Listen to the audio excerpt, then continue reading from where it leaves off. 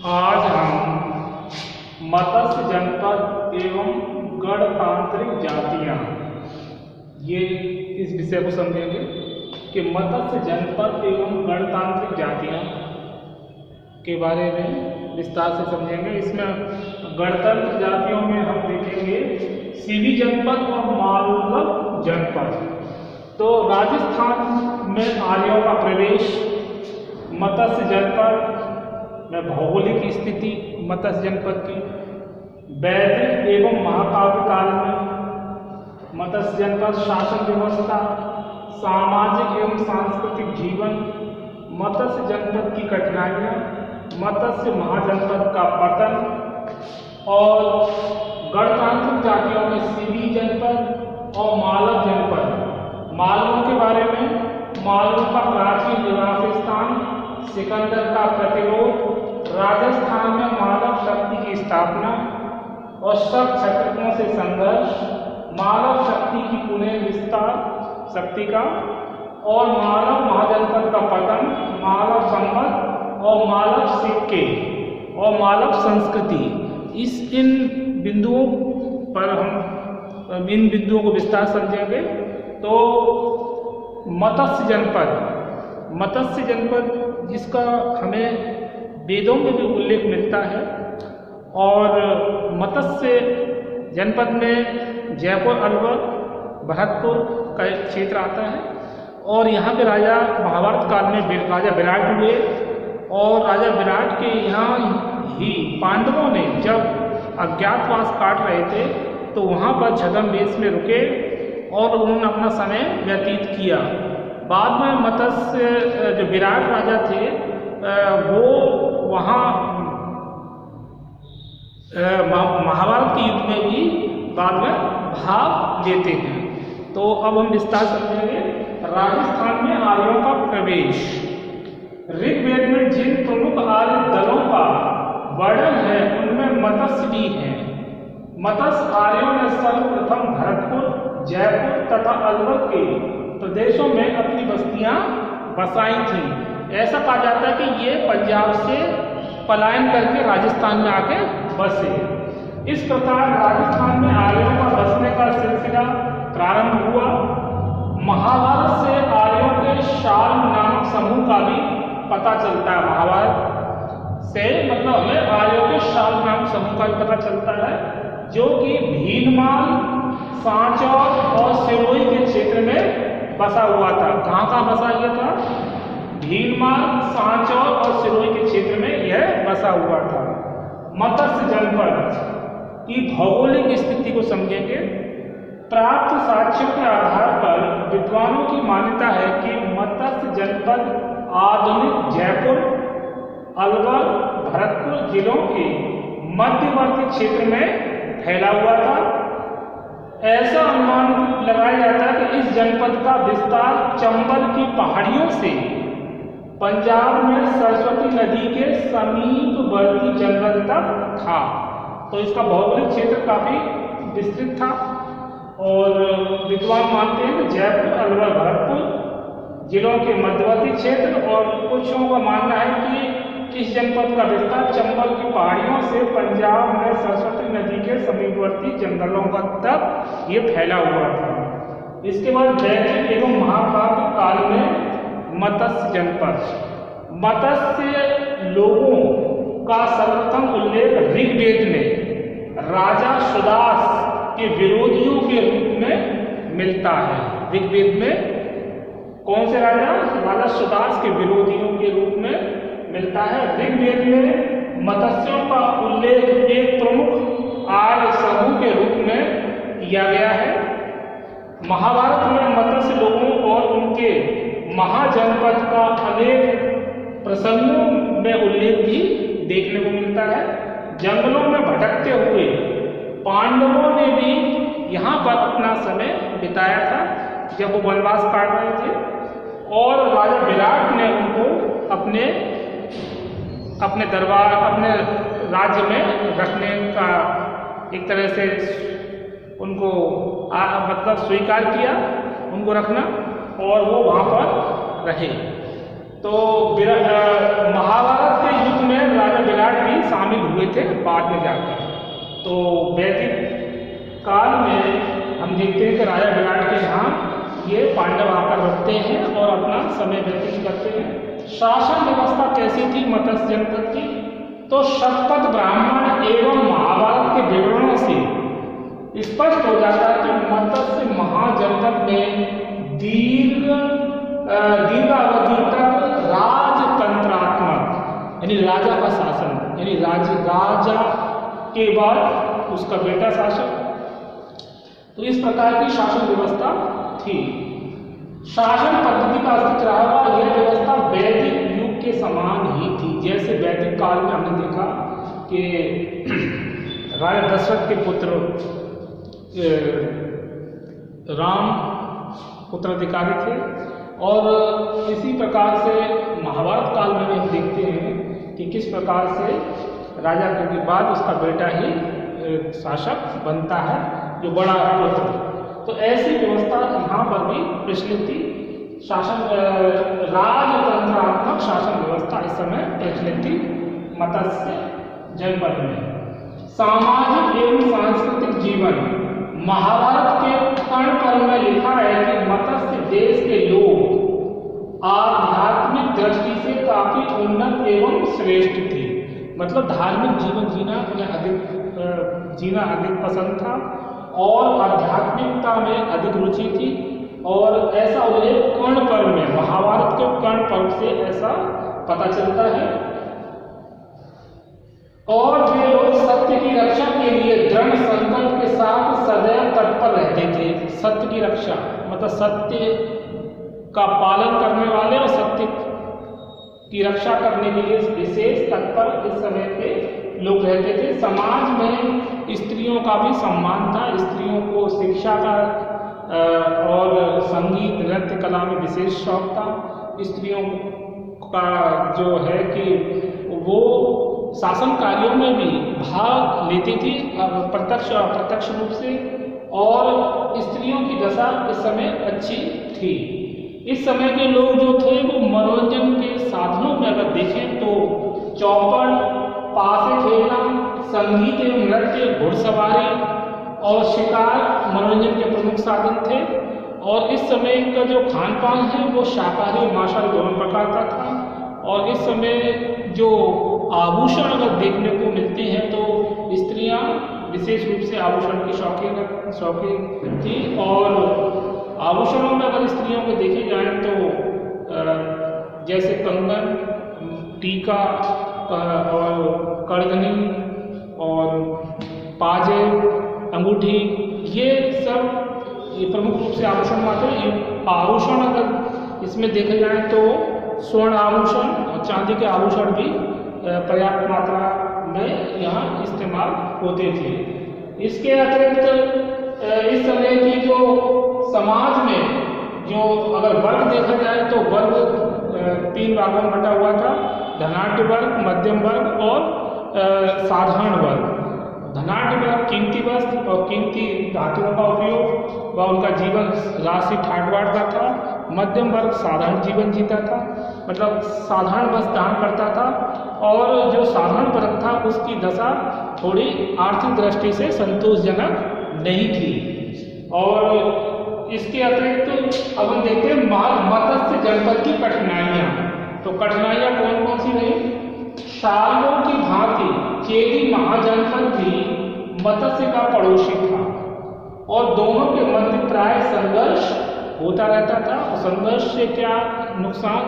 क्योंकि जब लगातार संघर्ष की स्थिति से राज्य की जो आर्थिक स्थिति थी वो खराब हो जाती थी और अधिक से अधिक धन जो है वो सैनिक व्यवस्था पे लगाना पड़ता था। और इससे क्या कि मत्स्य जनपद के लिए विशेष प्रकार की परेशानी पैदा हो रही थी। महाभारत में चेदी महाजनपद वंश के शिशुपाल और सहज नाम के राजाओं का उल्लेख मिलता है। सहज नामक राजा ने चेदी और मत्स्य दोनों जनपदों पर संयुक्त रूप से शासन किया। तो ऐसा भी उल्लेख महाभारत में मिलता है कि सहज नामक जो राजा हुआ उसके संयुक्त रूप से चेदी और मत्स्य दोनों पर शासन किया। और भी अनेक परेशानियां कठिनाइयाँ थी कि इनके जो पड़ोसी जो राजा थे वो सदैव आक्रमण करते रहते थे, जिससे कि इनकी स्थिति जो है खराब हो जाती थी और विभिन्न आर्थिक समस्याएं भी उत्पन्न होती रही। इसके बाद है मत्स्य महाजनपद का पतन। तो मत्स्य महाजनपद का पतन किस रूप में देखने को मिलता है?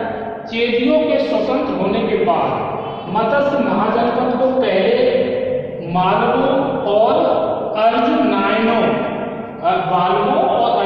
से लुढ़ा लेना पड़ा और उसके क्षेत्र से बहुत से क्षेत्र हाथ से निकल गए। मतलब संघर्ष के दौरान जो उनके अधिकार क्षेत्र थे वो उनके हाथ से निकल गए।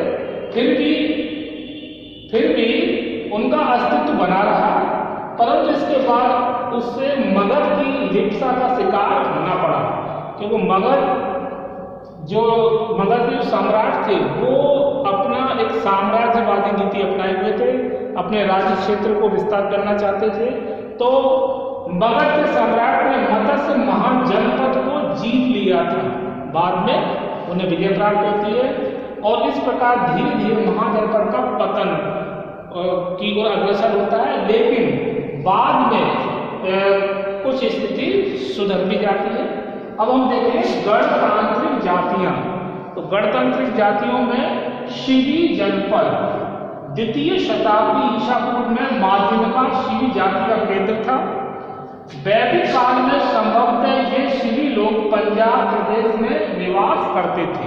वैदिक काल में कहाँ निवास करते थे शिवी लोग? पंजाब प्रदेश में। ऋग्वेद के अनुसार शिवी जाति की राजधानी शिवपुर थी।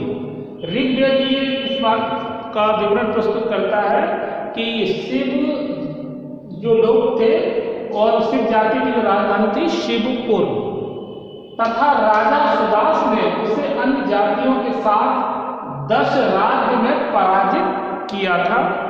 प्राचीन शिवपुर की पहचान पाकिस्तान के झंग प्रदेश के निकट शोरपुट नामक स्थान से की जाती है। कहाँ से? पाकिस्तान के झंग प्रदेश के निकट शोरपुट नामक से की जाती है। महाभारत के शिवी जाति को स्वात की घाटी में स्थित माना जाता है, जबकि महाभारत इस बात का उल्लेख करता है, महाभारत से पता चलता है कि जो शिव जाति है वो स्वात की घाटी में स्थित थी। इसके बाद विद्वानों का मानना है कि यह जाति राजस्थान में पहले से ही विद्यमान थी। कुछ लोग तो ये बताते हैं कि ये जाति शिव जाति जो है वो पंजाब से भागकर राजस्थान में आकर बस गई थी, लेकिन कुछ विद्वान मानते हैं कि ये राजस्थान में पहले से ही निवास कर रही थी। मालव जनपद में मालव लोग प्राचीन जातियों में से थे और उनमें शुरू से ही गणतांत्रिक परंपराओं की प्रधानता रही। पाड़िनी ने उनका वर्णन एक आयुध जीवी सैनिक दल की जाति के रूप में किया है। पाड़िनी इनका विवरण देते हुए लिखते हैं कि यह जो जाति थी वो सैनिक प्रवृत्ति की थी, मतलब लड़ाकू प्रवृत्ति की। महाभारत में इस जाति का उल्लेख मिलता है। यूनानी लेखकों के अनुसार यह जाति पंजाब में रावी और चिनाब के संगम के उत्तरी क्षेत्र में निवास करती थी, जबकि यूनानी लेखक अपना विचार रखते हुए बताते हैं कि यह जाति पंजाब में रावी और चिनाब के संगम के उत्तरी क्षेत्र में निवास करती थी। इसके बाद सिकंदर से भी मालव जाति का संघर्ष हुआ, लेकिन ये बात अलग है कि दुर्भाग्यवश सिकंदर से इनको पराजय हाथ लगी। तो सिकंदर का प्रतिरोध, मालव लोगों ने सिकंदर का भी सामना किया। पड़ोसी क्षुद्रकों के साथ मित्रता स्थापित की और दोनों ने संयुक्त रूप से यूनानियों का सामना करने का निश्चय किया। किंतु सिकंदर ने मालवों को बुरी तरह पराजित किया, उस पर आक्रमण किया, जिसमें काफी सैनिक मारे गए और मालवों को पराजय का मुंह देखना पड़ा और यह जाति पंजाब छोड़कर राजस्थान में आकर राजस्थान की ओर चढ़ पड़े और यहीं बस गए। तो सिकंदर से इन्हें सिकंदर के विरुद्ध इन्हें सफलता नहीं मिलती है। जब ये क्षुद्रकों से भी मित्रता करते हैं तब भी ये पराजित होते हैं। राजस्थान में मालव शक्ति की स्थापना, तो पंजाब से हटने के बाद मालव लोग राजस्थान के अजमेर, टोंक, मेवाड़ के मध्यवर्ती क्षेत्र में बस गए और मालवों ने अपनी शक्ति संगठित कर ली थी। जब इनको सिकंदर से पराजय मिलती है तो ये हार नहीं मानते और अपनी शक्ति को बढ़ाने में लगे रहते हैं और बाद में ये क्या राजस्थान में अजमेर, टोंक और मेवाड़ के मध्यवर्ती क्षेत्रों में आकर बस जाते हैं और अपनी शक्ति संगठित करने लग जाते हैं। शक क्षत्रपों से संघर्ष, तो शक क्षत्रपों से संघर्ष द्वितीय सदी में मालवों ने अपनी सीमाओं के विस्तार के कारण शक क्षत्रपों से भी संघर्ष किया और शंख वंश से मालवों को खतरा उत्पन्न हो गया था, क्योंकि शक ये जान रहे थे कि मालव कमजोर नहीं है, वो पहले से अधिक शक्तिशाली होते जा रहे हैं, तो शकों को भी मालवों से खतरा उत्पन्न हुआ था और शक क्षत्रपों से संघर्ष इनका चलता रहा। तो कब? द्वितीय सदी में मालवों ने अपनी सीमाओं के विस्तार के कारण शक क्षत्रपों से संघर्ष किया। मालव शक्ति का पुनर्विस्तार, अब देखेंगे नया। कुषाणों की केंद्रीय शक्ति क्षीण होने से मालवों ने अपनी शक्ति का विस्तार किया।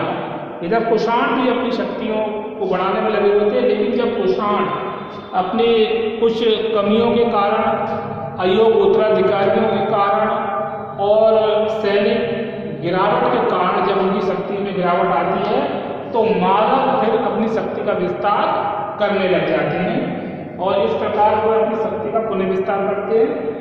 मालव महाजनपद का पतन, अब मालव जो जाति थी वो एक तरह से लड़ाकू यदि सैनिक प्रवृत्ति की थी जाती, तो इनका संघर्ष निरंतर चलता रहा जिसके कारण इनकी शक्ति में भी कमी आती गई। मालव आयुजीवी थे, उन्होंने अपने देश की स्वतंत्रता के लिए दीर्घ काल तक कुषाणों और शकों के विरुद्ध युद्ध जारी रखा, जिसके कारण धीरे धीरे इनकी शक्ति का भी ह्रास होता रहा और बाद में जाकर इस शक्ति का यानी पतनोन्मुख हो जाती है और बाद में इस शक्ति में इनकी शक्ति में कमी आ जाती है, क्योंकि ये आयुध जीवी थे यानी लड़ाकू प्रवृत्ति के। मानव संबंध, अब मानव संबंध का प्रचलन जो हुआ है वो 57 ईसा पूर्व से माना जाता है और जो भारत का जो प्राचीन विक्रम संवत है वो भी 57 ईसा पूर्व से ही शुरू हुआ। तो मानव संवत जो है इसका प्रचलन 57 ईसा पूर्व से प्रारंभ हुआ और भारत का जो प्राचीन भारत का जो विक्रम संवत है वो भी 57 ईसा पूर्व से शुरू हुआ। इसके बाद मानव सिक्के, मानव सिक्कों का जो वजन है वो 1.5 ग्रेन से 10 ग्रेन, इतिहासकार मानते हैं कि जो ये मानव सिक्के प्राप्त हुए हैं उनका वजन है 1.5 ग्रेन से 10 ग्रेन और इन सिक्कों पर जो लिखा हुआ है वो इस प्रकार है: मालवाना जय, मापे मनुज, मापजय, मपजस, ये अंकित किए हुए सिक्कों पे देखने को मिलते हैं और इन सिक्कों का जो प्रयोग है वो वस्तुओं के लेन देन में किया जाता रहा और इनका जो वजन है वो 1.5 ग्रेन से 10 ग्रेन था। अब मानव संस्कृति के बारे में जानें तो मानव संस्कृति अपने आप में एक अच्छी संस्कृति और डेवलप संस्कृति थी और इस समय जो वास्तुकला, चित्रकला, भवन निर्माण कला और अन्य जो कलाएं थी वो अपने अच्छी अवस्था में देखने को मिलती हैं और संगीत और इसके अतिरिक्त चित्रकारी और विभिन्न प्रकार की विधाओं का विकास इस समय देखने को मिलता है। तो आज हमने इस वीडियो में मत्स्य जनपद एवं गणतांत्रिक जातियों के बारे में समझा, जिसमें राजस्थान में आर्यों का प्रवेश, जिसमें जयपुर अलवर के प्रदेशों में यहाँ बस्तियां बसाई इन्होंने आर्यों ने, मत्स्य आर्यों ने, और मत्स्य जनपद में अब देखते हैं कि आधुनिक जयपुर, अलवर, भरतपुर जिलों में और मध्यवर्ती क्षेत्र में फैला हुआ। और इसके अतिरिक्त कुछ और भी अनुमान लगाया जाता है कि इस जनपद का विस्तार चंबल की पहाड़ियों से पंजाब में सरस्वती नदी के समीपवर्ती जंगल तक था। वैदिक एवं महाभारत काल में इसका उल्लेख मिलता है कि राजा विराट और वहां पर ठहरे पांडव जो अज्ञातवास का समय जब काट रहे थे तो वहां पर वो ठहरे और विराट ने भी महाभारत युद्ध में भाग लिया। शासन व्यवस्था में देखें तो यहाँ पर शासन व्यवस्था राजतंत्रात्मक प्रचलित थी। सामाजिक और सांस्कृतिक जीवन देखें तो स्त्रियों की दशा अच्छी थी। और महाभारत के पर्ण पर्व में लिखा है कि मत्स्य देश के लोग आध्यात्मिक दृष्टि से काफी उन्नत थे। संगीत, नृत्य, घुड़सवारी, शिकार करना, चौपड़ खेलना, पासे खेलना, ये इनके मनोरंजन के साधन थे। मत्स्य जनपद की कठिनाइयाँ तो देखें तो सालों की भांति चेदी महाजनपद भी मत्स्य का पड़ोसी और दोनों के मध्य संघर्ष होता रहा और जिससे कि शक्ति का हास हुआ, जिसमें देखते हैं कि सहज नामक राजा ने चेदी और मत्स्य दोनों पर संयुक्त रूप से शासन किया।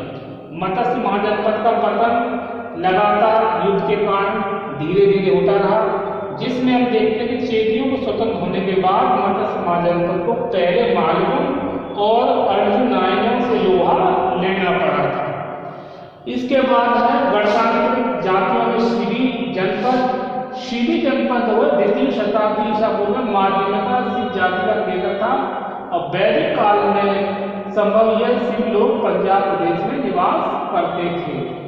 इसके बाद मालव जनपद। मालव लोग प्राचीन जातियों से थे और शुरू से ही गणतांत्रिक परंपराओं की प्रधानता रही है और ये आयुर्जीवी थे, जिसके कारण इनका संघर्ष सिकंदर से भी होता है जिसमें ये पराजित होते हैं और राजस्थान में ये निवास करते हैं और शक क्षत्रपों से भी इनका युद्ध होता है। मालव शक्ति फिर अपने आप को पुनः स्थापित करती है और महाजनपद का पतन का कारण ये था कि ये लगातार युद्ध में लीन रहे, जिसके कारण शक और कुषाणों से इनकी शक्ति को नुकसान पहुंचा। मालव संवत जो कि 57 ईसा पूर्व से प्रारंभ होता है, जब भारत का प्राचीन जो विक्रम संवत है वो भी 57 ईसा पूर्व से प्रारंभ माना जाता है। और मालव सिक्के देखें तो मालव सिक्कों का जो वजन है वो 1.5 ग्रेन से 10 ग्रेन तक का है और इन सिक्कों पर मालवाना, जय, माप्य, मनुज, माप जय, मप जस अंकित है और संस्कृति अपनी अच्छी अवस्था में थी। और आज इस वीडियो में बस इतना ही। इसके आगे हम नेक्स्ट टॉपिक को समझेंगे। ओके।